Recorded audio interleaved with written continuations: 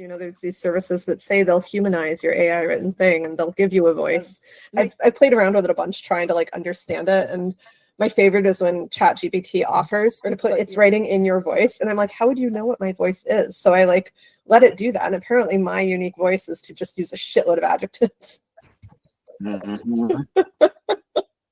Which, you know, I feel like it might just not have had enough information.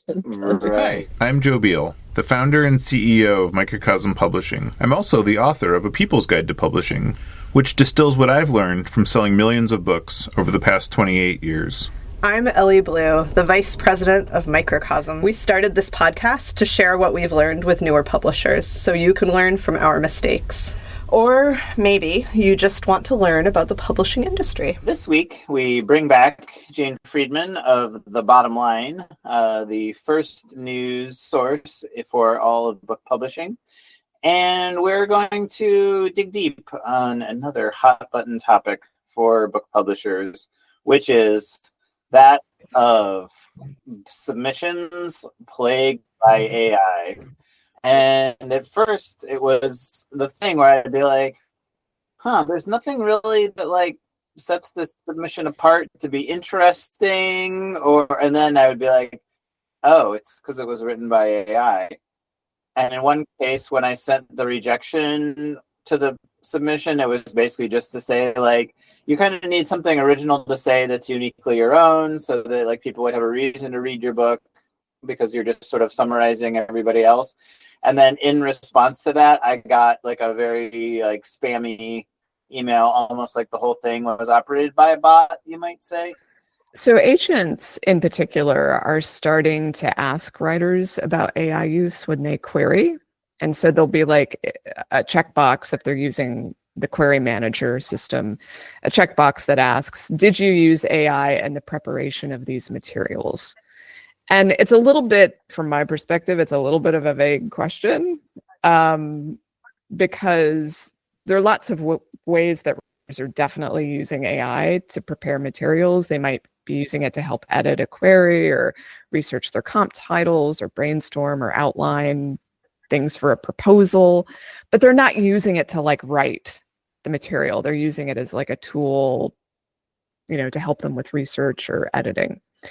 And so I started getting this question from writers, you know, do I have to check the box if I haven't used AI to actually write my material? And I had no idea. Like, I don't know what they're trying to figure out from you. I don't know if they're trying to blackball you. I don't know if it's a curiosity question. I don't know if it matters to them if you used ChatGPT as your brainstorming buddy. I just don't know. And so I ended up writing an article where I asked a range of agents and publishers what they're seeing and how they feel about this.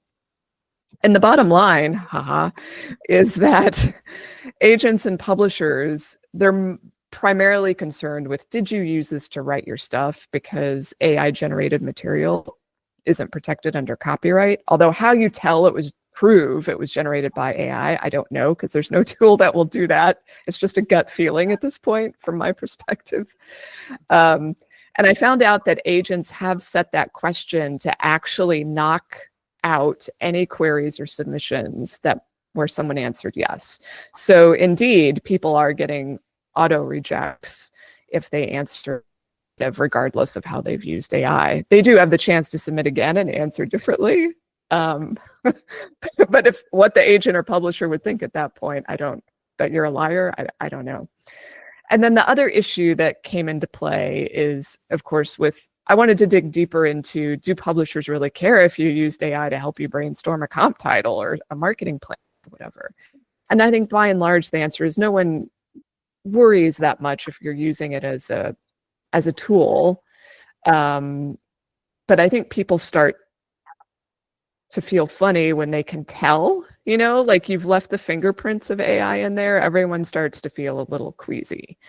So I don't know what message that leaves folks with, other than if you're using AI, the human element still needs to be predominant, and people shouldn't be able to detect that you used it.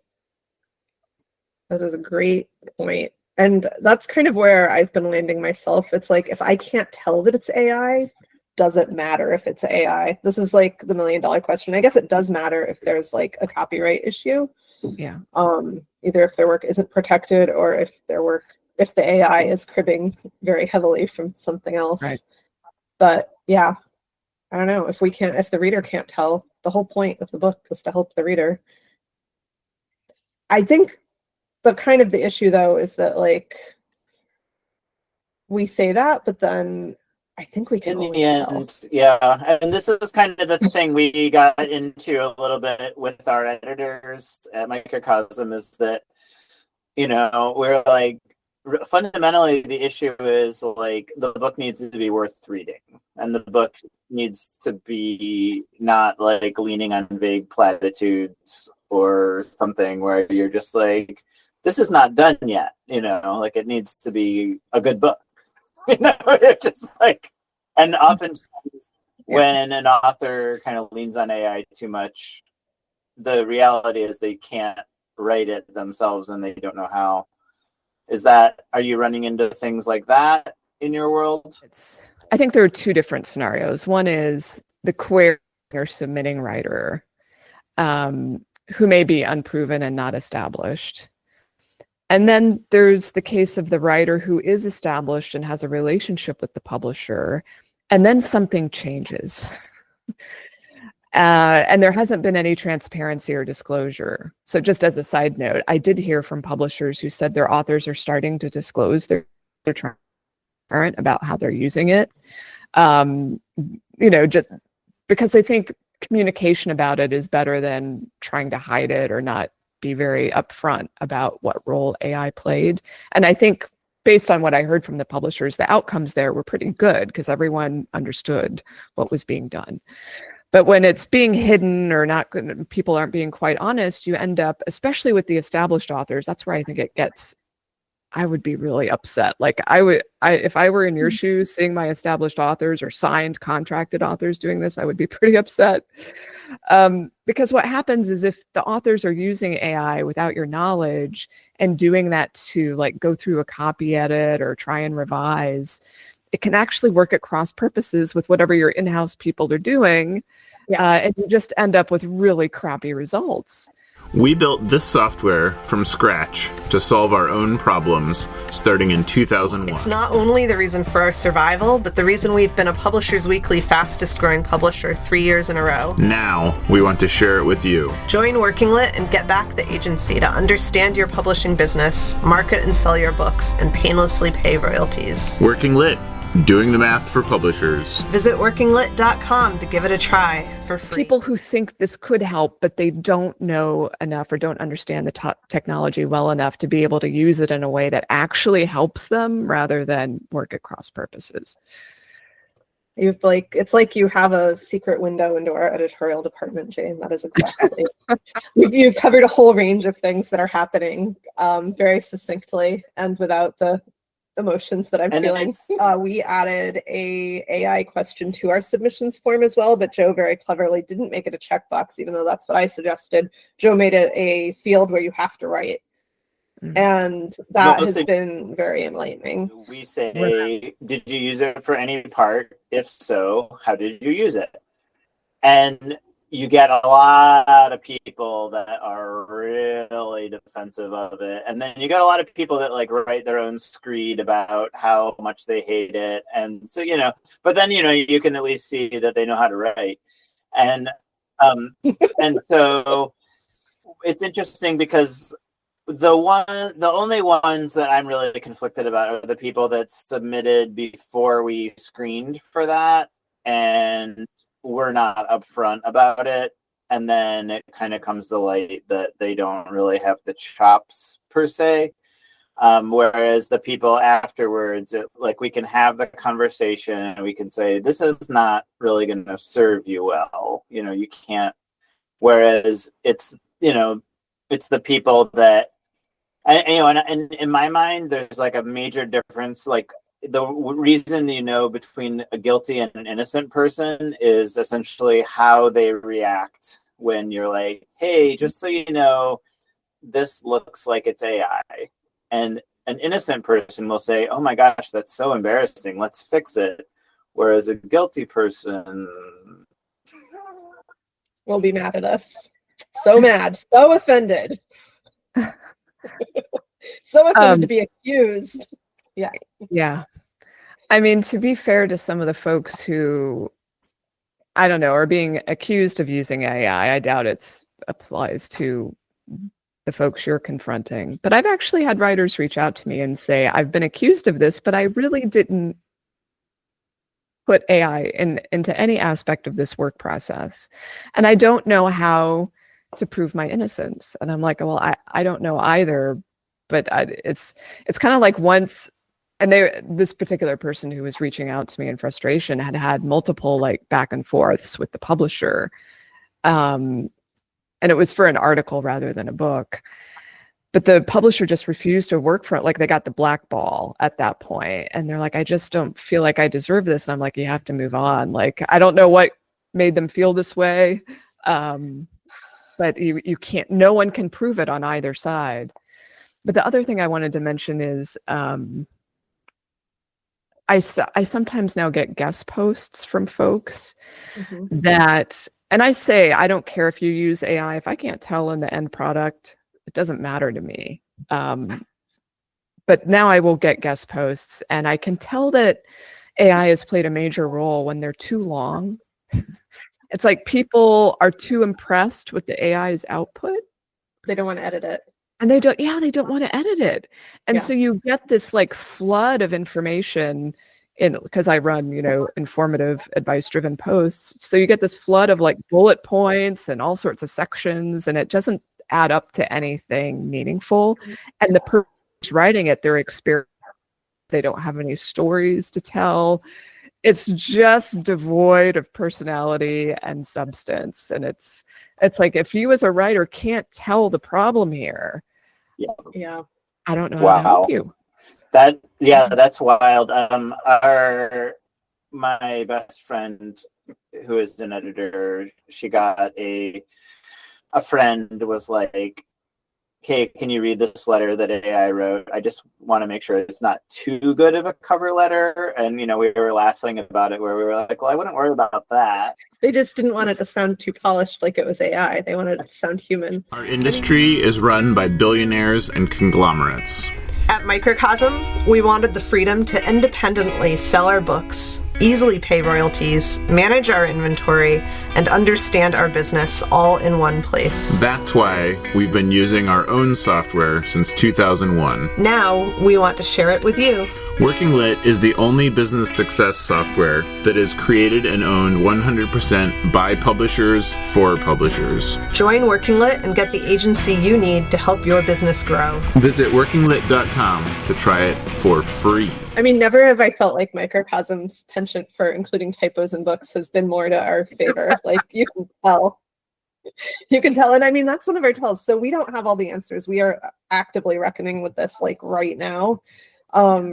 But we're coming up with some systems where we can kind of try to systematize these interactions with authors over AI. And one of them is, a checklist of like things that should be a flag that you should run this through a few different AI checkers that we use. And one of them is like no typos. Like every manuscript has typos, every single one, unless it has AI in it. Another one is, it's like a 5-paragraph essay style. But we're also trying to kind of figure out, like, how do we talk to authors about this? Because we definitely have we're not interested in, like, Joe's talking about innocent and guilty, but in reality, like, we're not interested in putting the author on trial or judging them for using AI. We just want to publish books that work for us and for our readers. So we're kind of trying to, I think the approach we're going to try taking next is, like, just treat it like any other bad writing. Like, if it doesn't work, then we tell the author what needs to happen to make it work. And that does include, we will be transparent, be like, these are the AI checkers we use. It needs to, like, come through these checkers as not AI. It needs to read like you wrote it. It needs to have a unique voice. It needs to, do all of these things. And, right. And I think that's how we're going to handle it. Cause like having an argument with the author over the merits of AI or whether or not they should have used it seems so pointless, but like, but also, I don't know, yeah, like if somebody really doesn't have the chops to write a book, like in the old days, we would do a lot of that work for them. And now I'm like, I don't really feel like committing our editorial resources to rewriting books that have been written by AI like that. No. So there's like a new line to walk there. Maybe it'll make us more efficient and save us a lot of time. We'll see. I guess that is the promise of AI. If people are listening to this and have strong feelings or have questions or have like cases they want us to talk about, we can talk about this more. We didn't want to talk about AI at all for years because it just seemed like not interesting and not gonna affect things. And we thought, oh, our authors wouldn't use AI and not tell us. Like, I think we had one author that used AI and they did tell us and we worked with them and the thing came out great. It didn't look like it was AI. It was like fine. So we kind of just thought that's how it would always be. But then we had one case sort of come glaringly in, and then we started investigating more of our manuscripts in progress, and then we were like, oh shit, this is more widespread than we thought. So anyway, I just want to make maybe one more note that there's one particular newsletter I follow that I've followed for many years now, someone I trust, admire, and respect, and it's been really clear recently that they've been using AI to generate a lot of it. And the end, and for me, now that I know that, because, and like the first time I was like, oh, that's funny, you're using AI, aren't you? And then the second time I was like, all right, are you really, like, aren't you yourself bored with this? And then it was consistent with every issue. And now I delete them without reading.